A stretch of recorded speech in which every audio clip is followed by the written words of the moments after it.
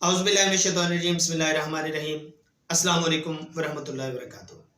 कुछ बच्चों की ये फरमाइश थी कि हमें डेफिनेशंस जो है वो करवाई जाएँ इलेक्ट्रॉन, प्रोटॉन, न्यूट्रॉन और न्यूक्लियस की और साथ में जो ऑर्बिट्स की। तो अभी स्टार्ट करेंगे हम जो इलेक्ट्रॉन से। इलेक्ट्रॉन की डेफिनेशन करेंगे, लेकिन सबसे पहले हम इलेक्ट्रॉन को आप देखेंगे कि ये है जी एक इलेक्ट्रॉन। तो इस पर कौन सा चार्ज है? Negative charge. कौन सा चार्ज है इस पे? नेगेटिव चार्ज है। तो नेगेटिव चार्ज जर्रा या ऐसा जर्रा जिस पर मनफी चार्ज है, लेकिन ये डेफिनेशन नहीं बन रही, थोड़ा सा इसको एलैबोरेट करेंगे कि ये एक मनफी जर्रा है यानी जिस पर मनफी चार्ज है। दूसरी बात, ये न्यूक्लियस के बाहर घूम रहा है।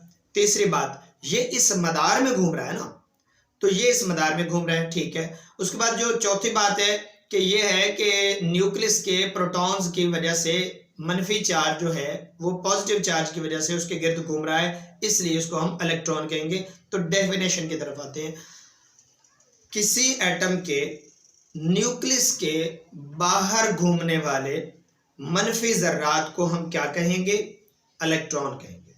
फिर से रिपीट कीजिए, किसी एटम के न्यूक्लियस के बाहर ऑर्बिट्स में घूमने वाले नेगेटिव या मनफी जर्रात को इलेक्ट्रॉन कहेंगे। तो ये चीज आप ब्रेक लगा के साथ में नोट भी कर लिया करें। तो ये आपने रिपीट कर लिया, तो एंड में आपने ब्रेक लगानी और जो नोट करना है मैं दोबारा बता रहा हूं। तो आगे चलेंगे। प्रोटॉन, ये है जी न्यूक्लियस। अब न्यूक्लियस के अंदर कौन कौन से पार्टिकल है? एक है ये पार्टिकल जिस पर कोई चार्ज नहीं, एक है ये पार्टिकल जिस पर पॉजिटिव चार्ज है। तो P फॉर क्या होता है? प्रोटॉन, और P फॉर कौन सा चार्ज? Positive charge. तो मैंने दो चीजें बताई, न्यूक्लियस था, न्यूक्लियस के अंदर मौजूद था पॉजिटिव पार्टिकल और साथ में नो चार्ज वाला, लेकिन नो चार्ज नहीं, हमने प्रोटॉन की डेफिनेशन करनी है। तो किसी एटम के न्यूक्लियस के अंदर पाया जाने वाला पॉजिटिव जर्रा क्या कहलाता है? प्रोटॉन। तो किसी एटम में पाया जाने वाला वो जर्रा जिस पर पॉजिटिव चार्ज होता है उसको हम क्या कहेंगे? प्रोटॉन। तो ये न्यूक्लियस के अंदर पाया जाता है, ये बात आप ज़हन में रखिएगा। अगली चीज, न्यूट्रॉन। तो मैंने पहले बताया कि ये न्यूक्लियस, और न्यूक्लियस के अंदर एक तो प्रोटॉन है, एक बाकी क्या रह गया? न्यूट्रॉन। तो न्यूट्रॉन पर कौन सा चार्ज होता है? N फॉर न्यूट्रॉन और N for no charge. N for neutron और N फॉर नो चार्ज।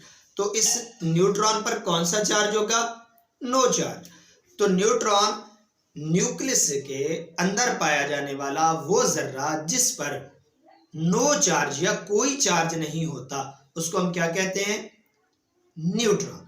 तो न्यूट्रॉन की दोबारा डेफिनेशन करें, किसी एटम के न्यूक्लियस में पाया जाने वाला वो जर्रा जिस पर कोई चार्ज नहीं होता उसको हम क्या कहते हैं? न्यूट्रॉन।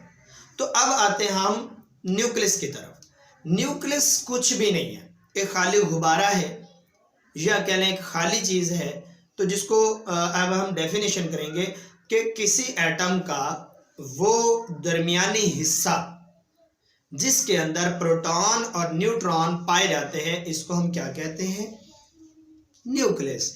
तो न्यूक्लियस क्या है? किसी एटम का अंदरूनी हिस्सा जिसमें न्यूट्रॉन और प्रोटॉन पाए जाते हैं, इसको क्या कहते हैं हम? न्यूक्लियस। तो न्यूक्लियस में क्या क्या होता है? न्यूट्रॉन और प्रोटॉन, यानी ओवरऑल पॉजिटिव चार्ज होता है। तो न्यूट्रॉन और प्रोटॉन जिस हिस्से में पाए जाते हैं उसको हम क्या कहते हैं?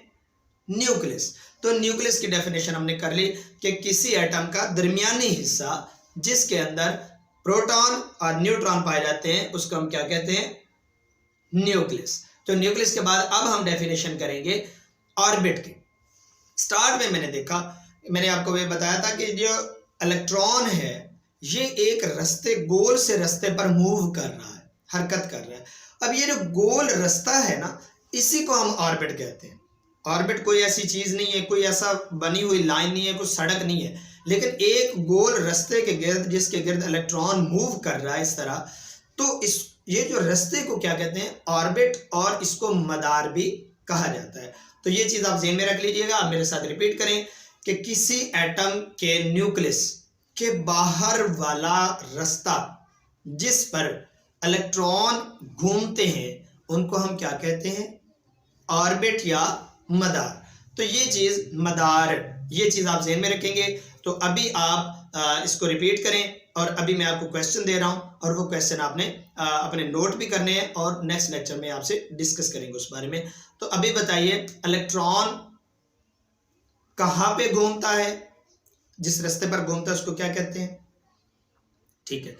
उसके बाद प्रोटॉन किस हिस्से के अंदर होता है? ठीक है। न्यूट्रॉन पर कौन सा चार्ज होता है? इलेक्ट्रॉन पर कौन सा चार्ज होता है? प्रोटॉन पर कौन सा चार्ज होता है? ऑर्बिट किसे कहते हैं?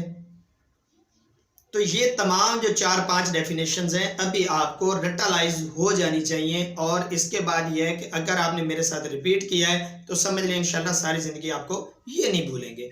तो चलते हैं नेक्स्ट वीडियो में, अगला जो टॉपिक है वो आपसे डिस्कस करते हैं। उससे पहले गुजारिश ये है कि अगर आपको हमारी वीडियोस अच्छी लगती हैं तो हमारे चैनल को सब्सक्राइब कीजिए और बेल आइकॉन को प्रेस कर लीजिए और अपने छोटों और दोस्तों को भी शेयर करें ताकि वो भी आसानी से घर बैठे लर्निंग कर सकें और अपनी ज़िंदगी में अच्छी स्टडी हासिल कर सकें। बहुत शुक्रिया। अस्सलाम वालेकुम।